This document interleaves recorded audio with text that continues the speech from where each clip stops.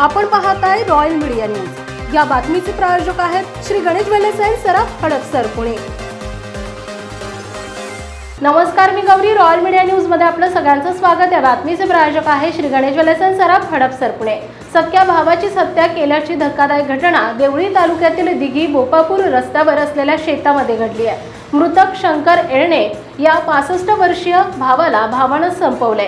शेतजमिनीच्या वादातून ही हत्या झाली असून आरोपीला पोलिसांनी ताब्यात घेतलाय। दिघी बोपापूर रस्त्यावर देवळी शिवारात शंकर येळणे यांचं शेते सायंकाळी शेतात असताना त्यांचा भाऊ बाबाराव येळणे हे देखील तेथेच होते। शेतात असलेल्या हनुमान मंदिराजवळ असताना त्यांच्यात वाद झाला।